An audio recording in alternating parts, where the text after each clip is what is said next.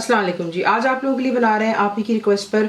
इसका नाम है कोफ्ता पालक। तो जो सबसे पहले आपको चीज़ें दिखाने जा रही हूँ वो है यहाँ पर जो हमने कोफ्ते बनाने, इसके लिए आपको चाहिए होगा यहाँ पर कीमा। मैं इस्तेमाल कर रही हूँ मटन का। ये फ्रोज़न था, मैंने इसे डीप फ्रॉस्ट किया, इसलिए इसका कलर थोड़ा सा आपको डिफरेंट लग रहा होगा।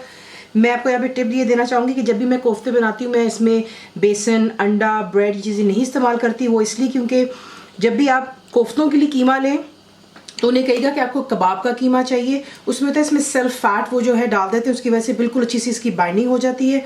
तो यहाँ पर मैं इस्तेमाल कर रही हूँ कबाब का कीमा, मटन का है ये। तो ये हो गया कीमा, आपको दिखा दिया। जो उसमें मसाले जाएंगे आपको चाहिए प्याज और हरी मिर्चें, मैंने इसे ग्राइंड कर लिया था। देखिए आप परेशान मत होइएगा, जो चीज़ मैं या स्टेप पहले कर चुकी हूँ वो जब आप मेरी वेबसाइट पर जाकर के देखेंगे तो आपको कंप्लीट रिटन रेसिपी डिटेल से आपको मिलेगी इंशाल्लाह।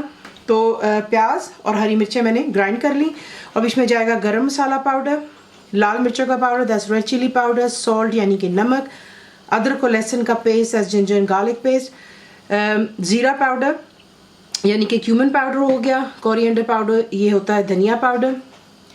जो हमने इसका सालन बनाना है पालक का, उसके लिए आपको जो चीज़ों की ज़रूरत होगी यहाँ पर आप देख रहे हैं जो मैंने ग्राइंड करके रखी थी पालक। मैं आपको उसका स्टेप बता देती हूँ, लेकिन दोबारा वही कि रिटर्न आपको वेबसाइट पे मिलेगी। इसमें मैंने पालक डाली है, दैट्स स्पिनच, मेथी डाली है, दैट्स फेनेग्रीक, लीव्स फ्रेश इस्तेमाल की हैं, और डिल यानी कि सोया इस्तेमाल किया, और हरी मिर्चें।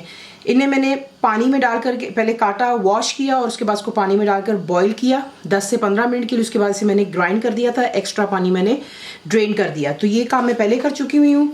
और जिसमें साबुत मसाले जाएंगे वो है लौंग, that's cloves, black pepper corns यानी कि साबुत काली मिर्चें, ज़ीरा यानी कि क्यूमन सीड्स, मोटी इलायची, ब्लैक कार्डमम्स, सिनेमन स्टिक यानी कि दालचीनी, प्याज दोबारा मैंने ग्राइंड किया हुआ, क्योंकि देखिए जब आप इस तरह की कोई क्रीमी डिश बना रहे हो तो उसमें प्याज, टमाटर जो भी आप इस्तेमाल कर रहे हो उसे ग्राइंड कर लिया करें, उससे होता है कि बड़ा परफेक्टली स्मूथ आपकी ग्रेवी बनती है। तो मैंने अनियंस जो हैं उन्हें मैंने ग्राइंड कर लिया।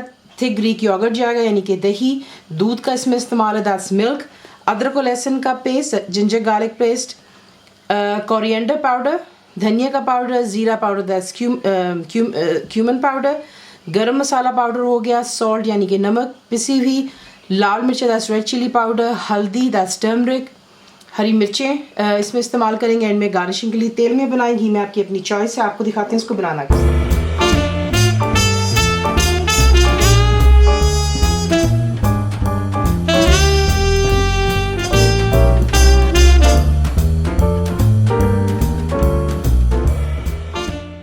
अब जो हमने कोफ्ते पहले तैयार करने, तो इसमें मैं डाल रही हूँ ग्राइंड किया हुआ प्याज और हरी मिर्चें।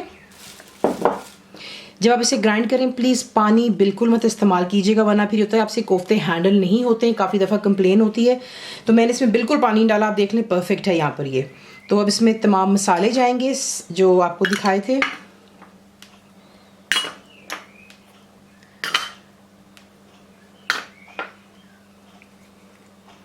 और इसमें मैं डालूंगी हरा धनिया, आपको पता है मैं हमेशा फ्रोज़न इस्तेमाल करती हूँ, आसानी होती है। देख लें कलर भी माशाल्लाह इसका परफेक्ट है यहाँ पर। तो इसे अच्छे से पहले मिक्स कर, अच्छी तरह आपने इसको मिक्स कर लिया। उसके बाद जो है मैं यहाँ पे बना रही हूँ size of a golf ball.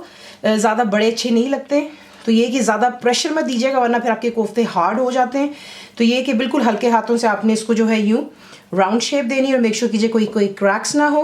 तो ये देख लें, इसी किसी ने बना करके पहले इकट्ठे कर लेते हैं और उसके बाद आपको नेक्स्ट स्टेप दिखाते हैं। तो यहाँ पर जो है कोफ्ते तैयार हो गए। नेक्स्ट स्टेप जो है हमने इसका मसाला बनाना है, तो आपको दिखाते हैं अब वो किस तरह तैयार। तेल हो चुका है यहाँ पर गर्म, इसमें हम डालेंगे तमाम जो साबुत मसाले आपको दिखाए थे।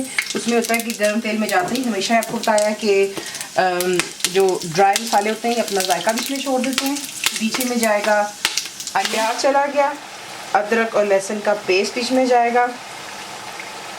फ्लेम हाई पर रखें और आपने इसको जो है लाइट गोल्डन कलर की तरफ लेकर आना।